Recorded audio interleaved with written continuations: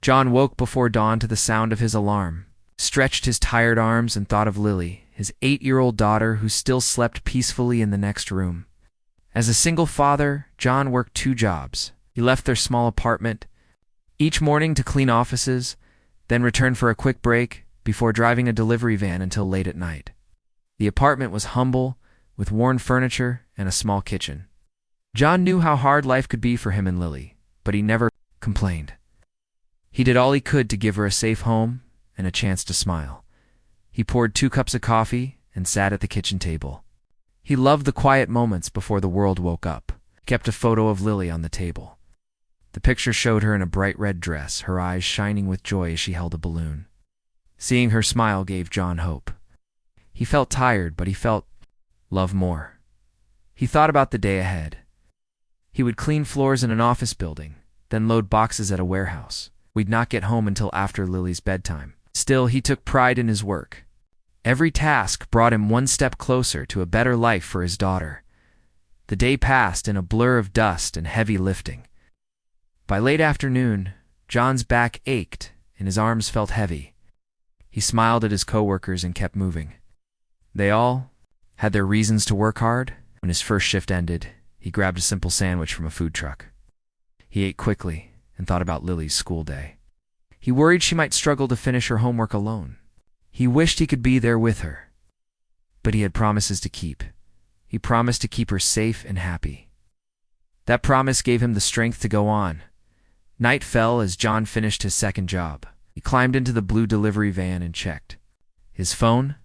It was past 9, but Lily was still waiting for him. He called her. She answered with a soft voice. "I miss you, Daddy," she said. John's heart swelled. He told her he would be home soon and asked about her day. She whispered about learning a new song in music class. He laughed quietly and told her he would listen when he returned. He felt a wave of happiness. Even after a long day, her voice made everything worthwhile. John drove down Maple Road, his headlights cutting through the quiet night. The street was lined with low buildings and a few closed shops. A cool breeze blew through the open window. He hummed Lily's new song as he drove. Suddenly his eyes caught movement at the edge of the road. A woman and a small boy stood under a dim lamp. They looked lost. The woman's hair was messy, and the boy clung to her side. They seemed scared and hurt. John's heart skipped a beat, slowed the van and pulled over. The engine idled as John reached for his keys and stepped out into the night.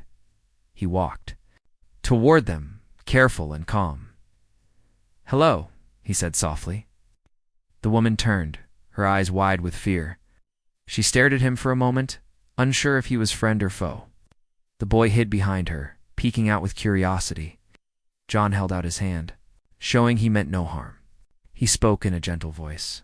"Can I help you? Are you all right?" The woman's lips trembled. Tears formed in her eyes, but she could not speak. He noticed dark marks on her arm and a mark on the boy's cheek. John's concern grew, but he stayed steady. He would not leave them alone. John returned to his van and opened the back door. He had a warm blanket and a bottle of water in the seat. "Here," he said, handing the blanket to the woman. She wrapped it around her shoulders and held the water for her son. The boy sat on the edge of the van, his small hands gripping the bottle.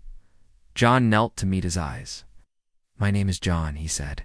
"You can sit here. I want to help." The boy nodded slowly, still afraid. The woman whispered, "Thank you," her voice soft. John gave them space and waited patiently. He knew trust took time. As the woman and boy settled inside, John closed the back door gently. The van smelled of leather and old maps. He climbed into the driver's seat and offered them another blanket. The woman accepted and tucked the boy close. John checked his mirrors. He saw fear in their eyes. He turned the van toward the city lights, thought of Lily waiting at home. He wondered how he would explain this new passenger. But he knew in his heart it was the right thing. His tired body might complain, but his spirit felt strong. He whispered a promise to himself, "I will protect them." John drove carefully down the dark road. He avoided fast turns and kept a steady speed. In the rearview mirror, he saw the boy watching him with wide eyes. The woman rested her head on the window, closing her eyes. John felt a mix of relief and worry. He did not know their story, but he knew fear when he saw it. He thought of the nights Lily woke crying from a bad dream. He had held her close and whispered that everything would be okay. Now he had a chance to repay that kindness to someone else. He would not fail. After a few minutes, John reached the small housing block where he lived with Lily. He parked the van under a streetlight. The building was old but tidy. Few windows glowed with light. He turned off the engine and took a deep breath. He looked back at the passengers. The woman held her son tightly, her eyes full of questions. John unlocked the van door. "We are home," he said gently. "Follow me." He opened his door and stepped onto the pavement. The cool air brushed his face. He hoped this place would feel safe for one night. John led them to the front door and used his key. The hallway was narrow and smelled faintly of laundry. He guided the woman and boy inside and turned on the living room light. The room was small. A worn sofa sat against the wall. A small table held a lamp and a few books. John motioned for them to sit. The woman smiled weakly. The boy sank into the sofa. Cushions, looking around the room. John went to the kitchen and returned with 2 cups of warm milk. He set them on the table and offered pieces of dry toast. "Eat this," he said. "It will help you feel better."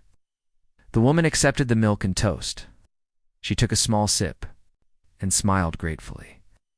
The boy held the cup in both hands and blew on the liquid to cool it, took a cautious sip and then a bigger one. He mumbled thanks in a soft voice. John watched them with a gentle smile. He felt a warm glow in his chest. He was tired, but he felt needed. He realized that caring for Lily had given him the skills to care for others. He knelt in front of them and said, "You are not alone now." John led Anne and her son Michael into the small living room. The lamp on the side table cast a gentle glow over the worn sofa and threadbare rug. He asked Anne to sit down while he fetched a basin of warm water and a soft towel from the bathroom. Michael stayed close to his mother's side, his big eyes watching every move. The air in the room felt heavy with fear and relief. John wanted to help, but he knew he must move slowly so they could trust him. He set the basin on the coffee table and smiled gently, as if to say, "I am here for you." Anne sank onto the sofa with Michael beside her. John folded the towel into a neat square and dipped it into the warm water. He wrung it out and held it to Anne's cheek, where a bruise darkened her skin. Anne closed her eyes and let out a small sigh, the first sound she had made since John found them. He waited patiently, giving her time to adjust. When she opened her eyes again, he was ready with the next towel. "Shh," he spoke softly. "Take your time. You're safe here." With careful movements, John cleaned the cuts and dried the wet skin.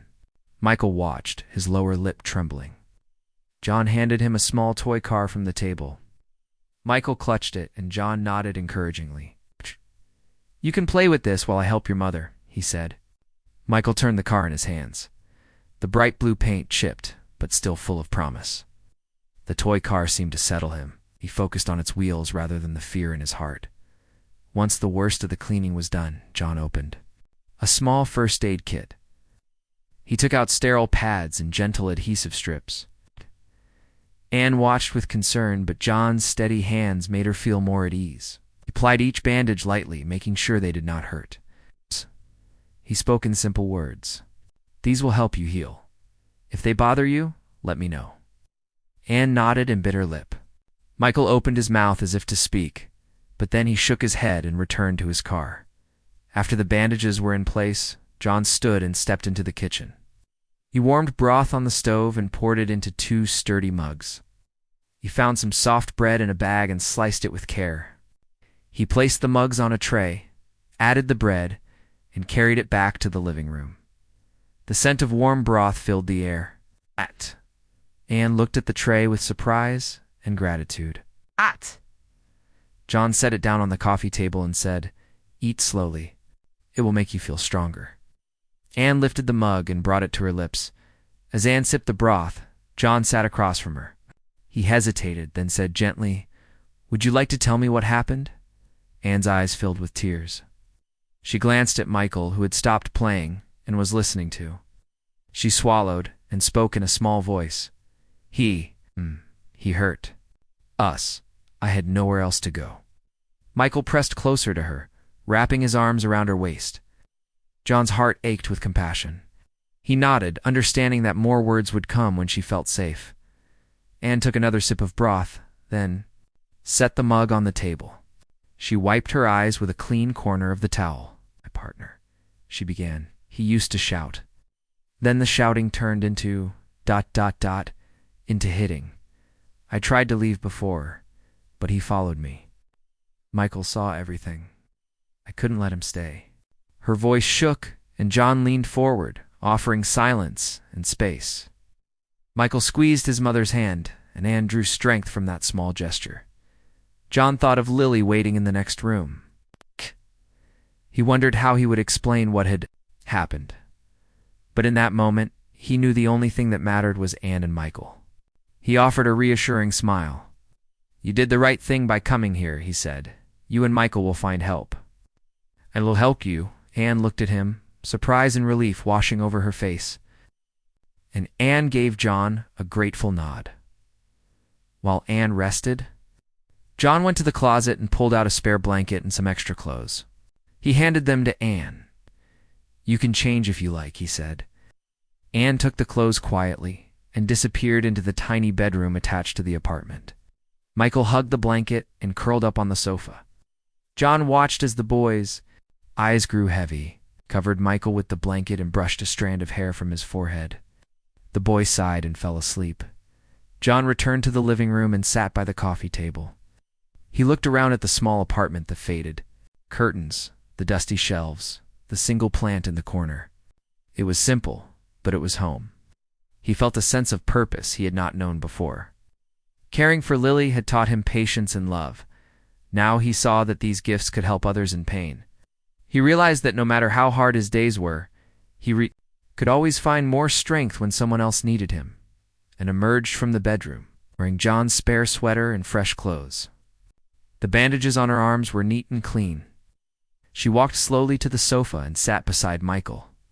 He stirred and opened his eyes, and offered him the warm broth, and he took a sip. She smiled at John, gratitude shining in her gaze. John felt a warmth spread through him. He knew the path ahead would not be easy, but he also knew that kindness could change lives. That night, John lay on his small sofa bed, unable to sleep. He thought of Anne's words and Michael's frightened face. He thought of Lily and how he would tell her about this family he had found. He knew Lily would want to help too. In his heart, John promised to find a safe place for Anne and Michael. He promised to support them until they could stand on their own. And he promised to show Lily that helping others was the greatest gift of all. Then at last he closed his eyes and drifted into a deep, hopeful sleep. John wakes early to a soft glow in the sky. His back aches from yesterday's work, but he feels a steady calm in his heart. He thinks of Anne and her son, Michael, sleeping in the room across the hall.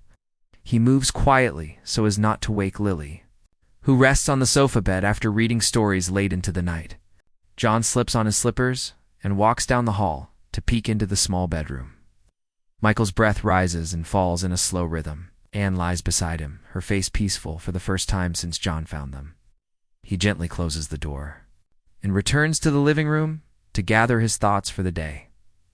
A gentle knock at the front door brings John back to the present moment. He pauses, listening to the sound on the other side. He checks the time on his phone, 6:45 a.m. The knock comes again, firmer this time. John takes a deep breath and heads to the door. He peeks through the peephole and sees two uniformed officers standing on the landing. One officer holds a notepad ready to write. The other gives a small wave. John unlocks the door and steps aside. "Good morning," he says. The taller officer smiles kindly. "Good morning, sir. Davis, and this is Officer Nguyen. We came to follow up on last night's incident." The officers step inside and remove their hats, holding them respectfully at their sides. They glance around the cozy living room, noting the warm throw blankets and the stack of children's books on the coffee table. Officer Davis clears his throat politely. "Thank you for your help last night, Mr. John. We managed to locate the victims and bring them to safety thanks to you." John nods, feeling a quiet pride. Davis flips open his notepad and writes something down.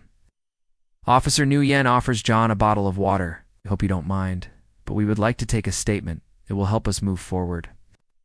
Gestures toward the small kitchen table. "Of course.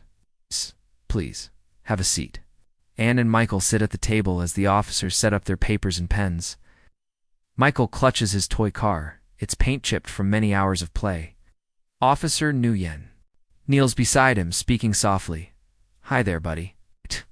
Can you tell me your name?" Michael blinks and says, "Michael."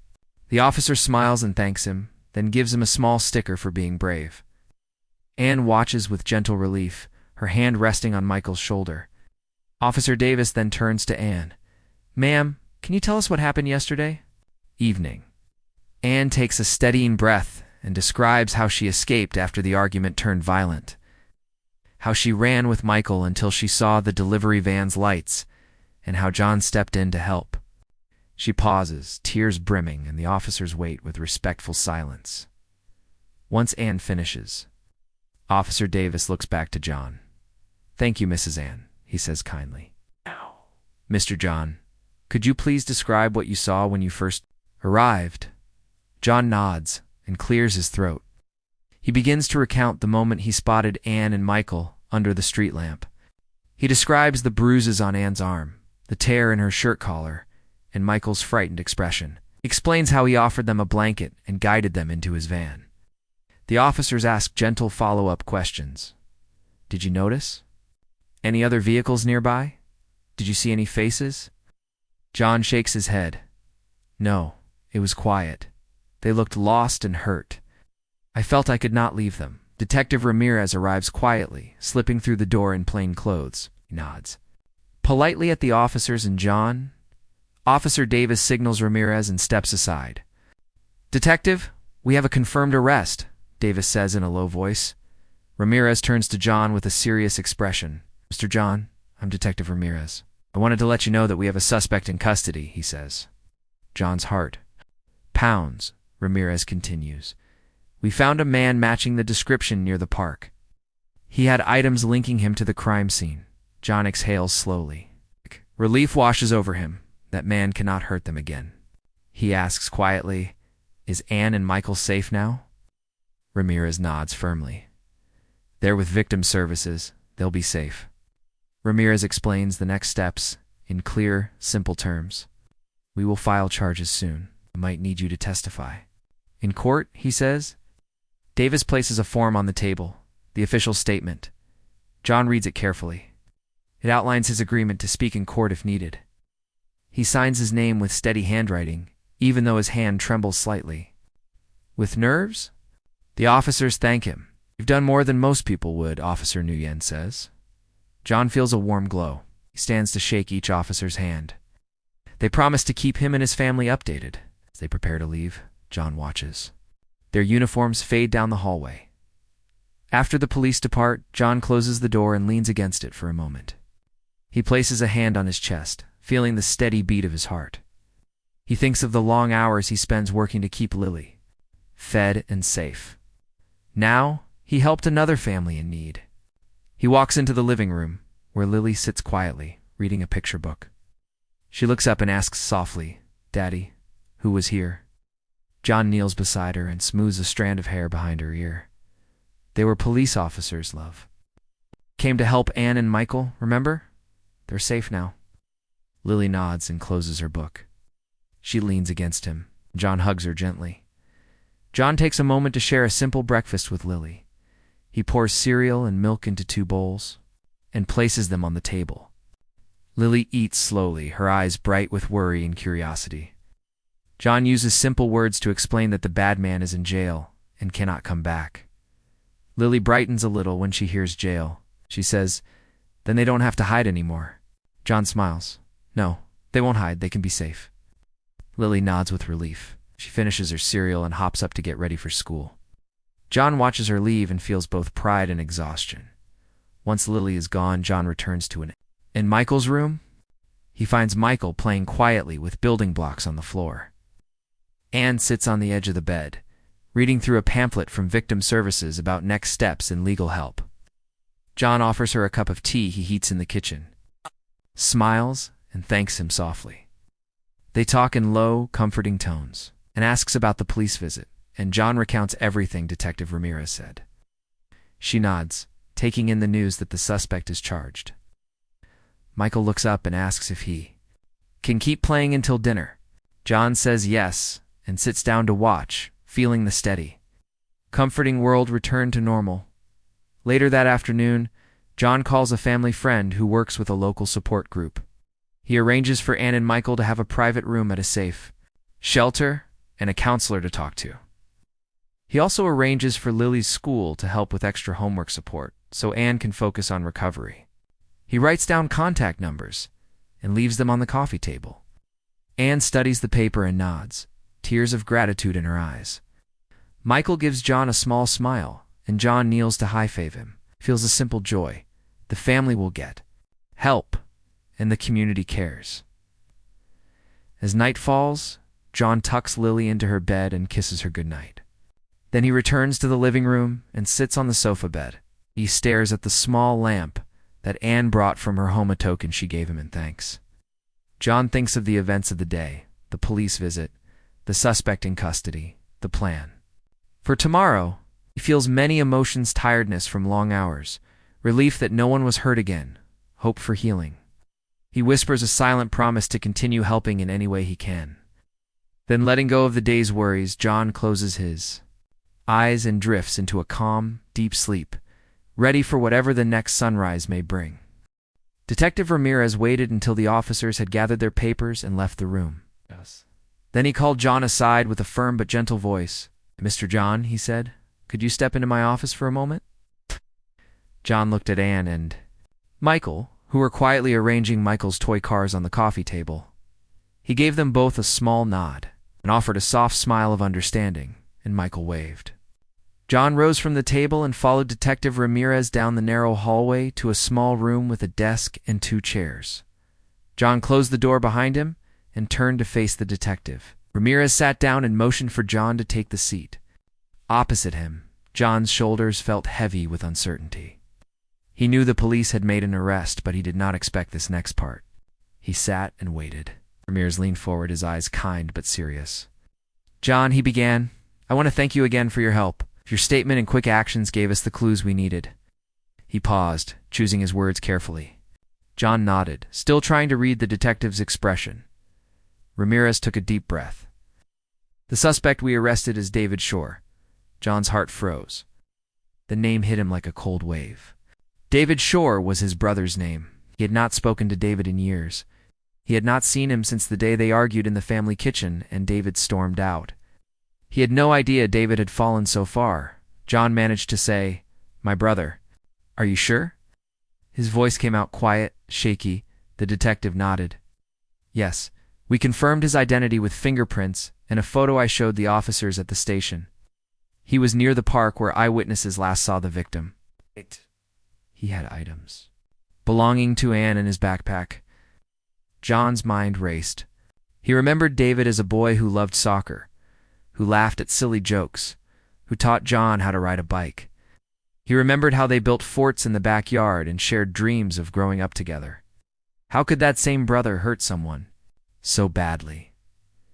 Ramirez's eyes softened when he saw John's shock. "I know this is difficult. We did everything we could to keep his identity confidential until we were certain," he said. "Now that we know, we want to give you the chance to prepare. You may choose not to testify, but your statement is still on record." John swallowed hard. He felt like his world had shifted.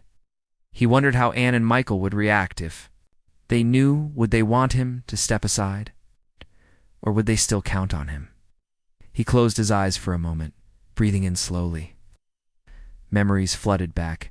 David's warm smile when John first rode the bike without training wheels. The sound of his laughter as they played in the old creek behind their house. The way David comforted John when their mother was sick. He saw the day they fought over money. David had lost a small savings he kept for a new video game, and he accused John of taking it. Harsh words were spoken, and David left home in anger. It never made up. John had thought David would return, but he never did. Now John realized how much time had passed, and how little he had known of his brother's life. He had assumed David was safe with friends, that he had found work somewhere he'd never imagined. He would be capable of violence. John felt a heavy weight on his chest. He looked back at Detective Ramirez. "What will happen next?" he asked quietly. Ramirez reached into a file on his desk and pulled out a sheet of paper. "We will file charges for assault and unlawful restraint," he explained. "A court date will be set in the next few weeks.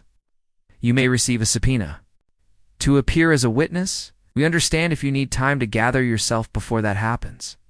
He slid the paper across the desk to John. John took the paper but did not look at it. His mind was tangled with questions. Why had David hurt someone? What had happened in the years since they had last met? Did David even know who he was attacking? He felt torn between loyalty to family and the duty to tell the truth. He thought of Anne and Michael. They had trusted him and needed him to speak up so they would be safe. He thought of Lily, his daughter, and knew he had to set an example of honesty and courage. Detective Ramirez watched him and said gently, "Take all the time you need. If you decide you wish to talk to a counselor or a support group, we can refer you. This news can be hard to process." John nodded, grateful for the offer. He stood and shook the detective's hand. "Thank you for letting me know," he said. Ramirez gave a small nod and offered a reassuring smile. John walked back down the hallway, the paper still in his hand. He returned to the living room, where Anne was tidying Michael's toys, and Lily was coloring quietly at the table. John sat down beside Lily and gently placed the paper face down on the table. Lily looked up, curious. "Everything all right, Daddy?" she asked quietly. John smiled and ruffled her hair. "Yes, sweetheart," he said. "I just need to read this later." He focused on Lily's bright eyes and felt a warmth spread through him. He would protect this family, no matter how hard it became. Later that day, after Lily went to school, John sat alone in the living room. He studied the paper again. It listed court dates and contact numbers for the district attorney's office. He felt a knot in his stomach. He placed the paper face down and closed his eyes. He thought of his brother, pictured David's face, the mischievous grin they shared on childhood days. He wondered how different David's path had been, what pain or anger drove him to violence. John felt a surge of resolve. He knew he would speak the truth in court. He would do what was right for Anne and Michael, and he would honor his own sense of justice. If that meant testifying against his brother, he would do it, but he also knew that family bonds were strong. He decided he would visit David in jail with the permission of the authorities to understand his side. He would approach, with an open heart, ready to hear David's story. That afternoon, Anne knocked on John's door. She held a small envelope in her hand. "Detective Ramirez told me you might need this," she said softly, handing him the envelope. Inside was a letter of thanks from the Victim Services charity, along with a gift card for warm clothing and meals. John looked at her with gratitude. "Thank you, Anne," he said. "I appreciate this." She smiled, relief in her eyes. She sat beside him and offered a comforting hand on his arm. John squeezed it gently, feeling the steadiness of friendship. As evening fell, John prepared dinner for Lily and Michael. He made simple pasta and steamed vegetables. He set the table and called them in.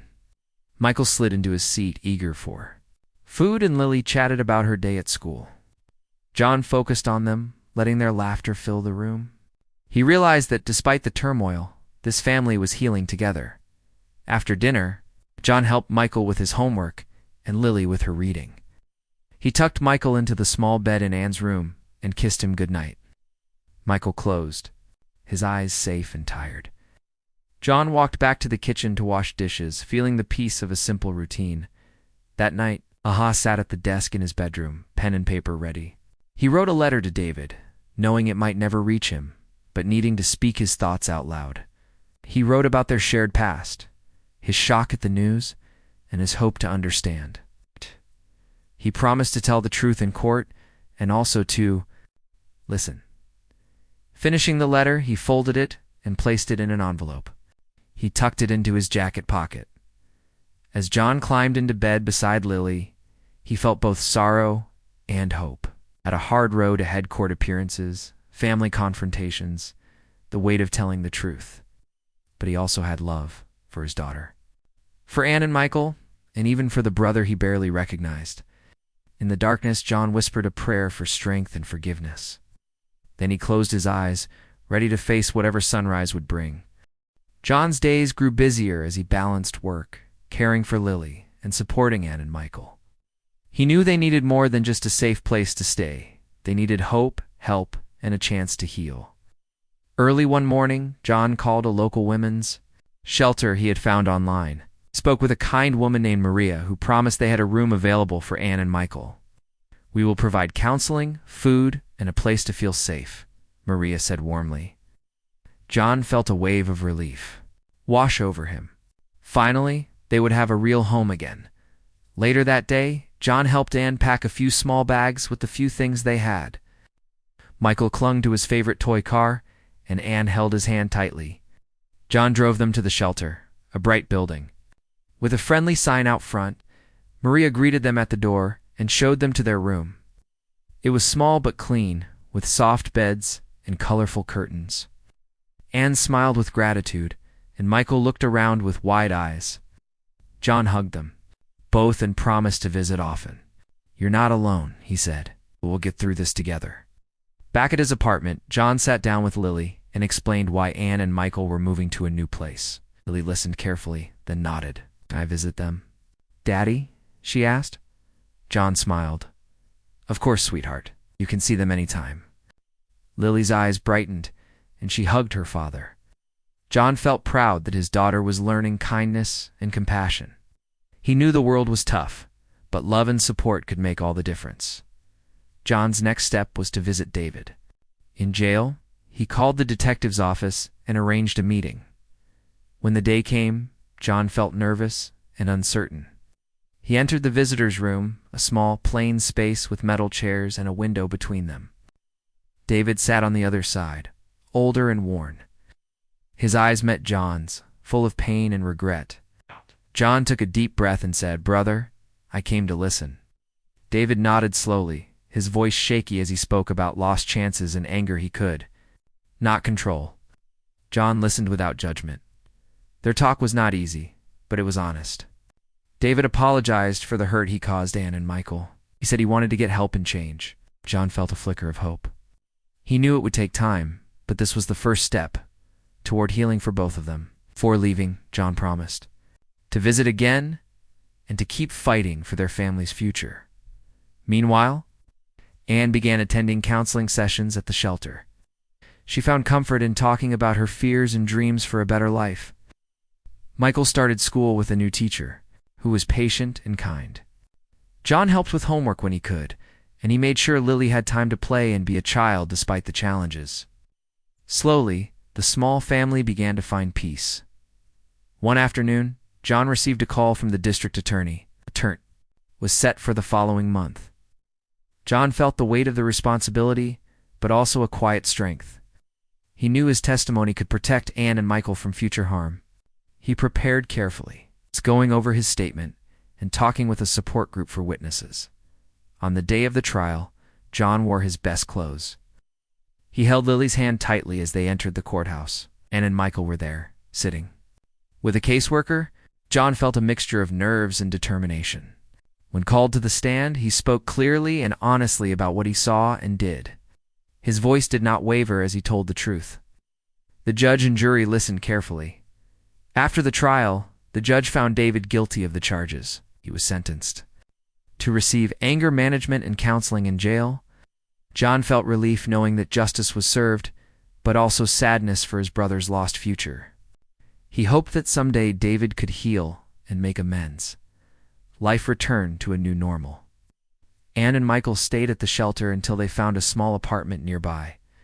John visited often, bringing food and toys for Michael and books for Anne. Lily and Michael became friends, playing together in the park. John continued to work hard, proud of the family they had become. One quiet evening, John sat on his porch with Lily. They watched the sunset paint the sky with soft colors. John thought about the journey they had traveled, the fear, the pain, the courage, and the hope. He smiled softly and hugged Lily close. "We are stronger together," he said. Lily smiled back and whispered, "Yes, Daddy." John knew the road ahead might still hold challenges, but he believed in the power of kindness and love. He promised himself to keep protecting his family and helping those in need.